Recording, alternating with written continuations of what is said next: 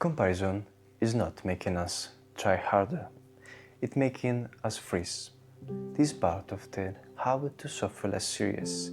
Every episode in this series is about one specific source of unnecessary pain and what research says about reducing it.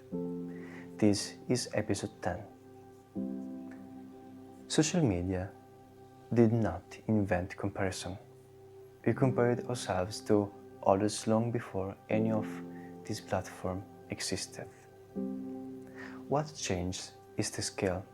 For most of human history, your comparison group was small. A neighborhood, a workplace, a few dozen of people at most. You could see roughly where you stood. The information was manageable.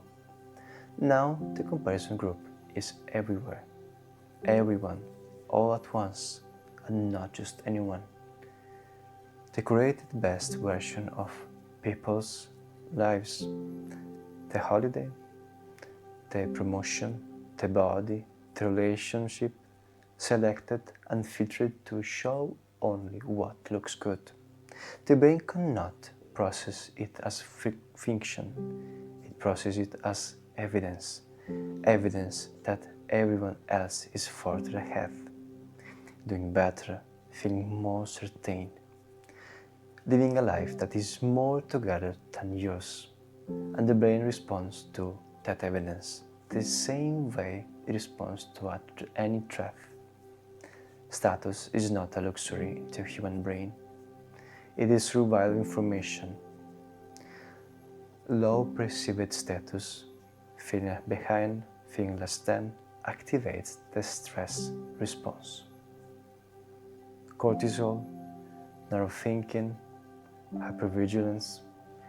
We are scrolling through a highlight reel and our nervous system is responding as if something genuinely dangerous is happening.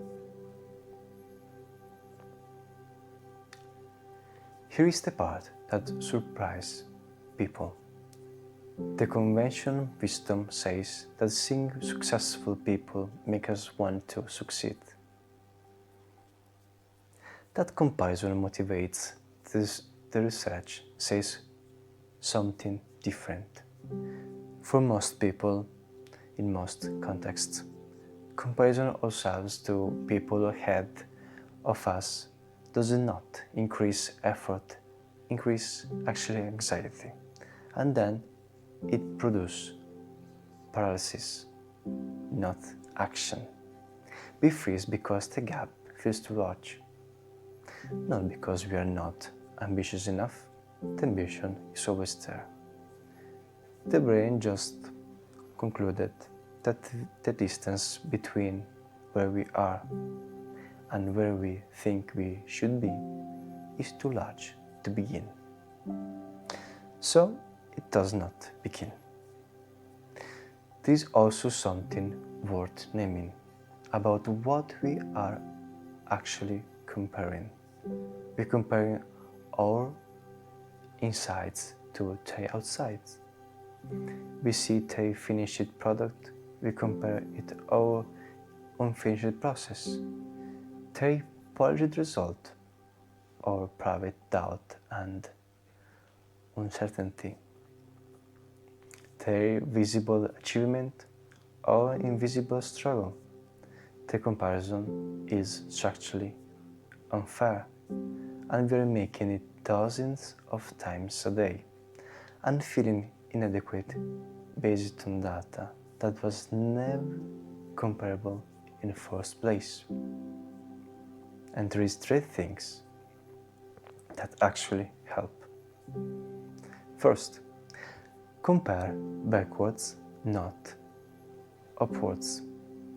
Where were you 1 year ago, 3 years ago? What you do now that you could do 10?